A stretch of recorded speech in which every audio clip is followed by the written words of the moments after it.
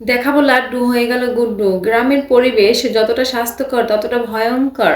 আসসালামু আলাইকুম বন্ধু ও বান্ধবীগণ, ভাইয়া ও আপারা কেমন আছেন সবাই? আলহামদুলিল্লাহ আমরা ভালো আছি। আজকে দেখাবো কিভাবে আমি লাড্ডু বানালাম, specially viral laddu, trending laddu.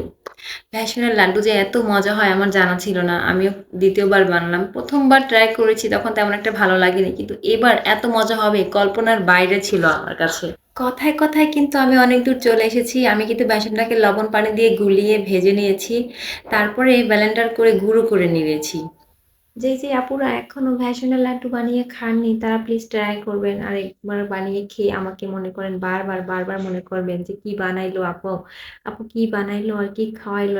এক্সের স্বাদ, এক্সের স্বাদ মুখে লাইগে থাকার মতো স্বাদ।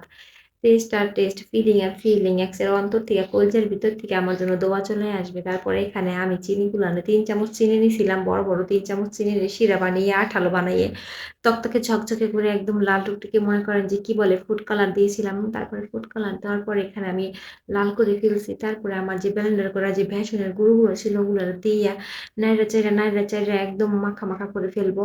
এখানে কথা বলতে বলতে যখন গলাটা শুকিয়ে কাঠ হয়ে যাবে তখন একটু লাল টুকটুকে এরকম কালারফুল কালারফুল কি বলে ড্রাগন ফলগুলো একটু খেয়ে নেবেন। একদম ঠোঁট লাল হয়ে যাবে, জিহ্বাও লাল হয়ে যাবে এবং মনটাও তাজা হয়ে যাবে।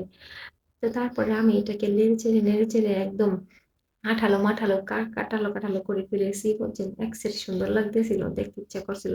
ভাল লাগতেছিল যে এরকম মনে হয় যে খেয়ে ফেললে ভাল লাগতো। টেস্ট করে দেখছিলাম যে না ভালোই হইছে। এত ভালো হইছে, এত ভালো হইছে যে আমার প্রশংসায় বাসায় সবাই পঞ্চমুখ হয়ে গেছে। তো এই দেখেন গ্রামের পরিবেশ এতটা ভয়ংকর বলছি শুধু বলি নাই। কারণ যখন ঝগড়া লাগে তখন বোঝা যায় আসলে পরিবেশের যে আশেপাশে যে প্রতিবেশীরা থাকে তারা যে কতটা ভয়ংকর।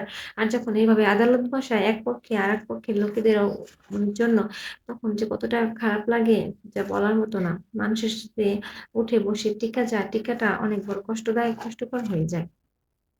তারপরে এখানে আমি আর আমার মেয়ে লাড্ডুগুলাকে গরম গরম চুলা থেকে নামিয়ে এভাবে মুঠো করে গোল করে নিচ্ছিলাম মেখে।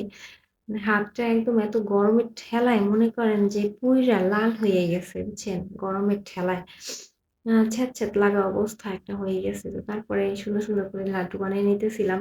মানে ভালোই লাগতেছিল কিন্তু আবার গরমে হাতটা সইতেছিল না। কিন্তু আপনারাও এরকম বানিয়ে নিবেন। আর খেয়ে দেখবেন যে এত টেস্ট লাগে মাগো মা কি কমু আর। মানে বানাইতেছি আর ভিডিওতে কথা বলতেছি তাতেও মনে হয় যে এখন জিহ্বা দিয়ে পানি চলে আসতেছে। অবশেষে তৈরি হয়ে গেল আমাদের সেই বিশেষ অন্তর্মুহূর্তর কি বলে লাড্ডু, বেসনের লাড্ডু। মানে এত মজাদার আমি কল্পনা করতে পারিনি। জামাই তো বেশ খুশি হয়ে যাবে। পরিবারের সবাই পঞ্চমুখ হয়ে গেছে অলরেডি। তো সবাই ভালো থাকবেন। আশা করি লাড্ডুটা বানিয়ে খাবেন।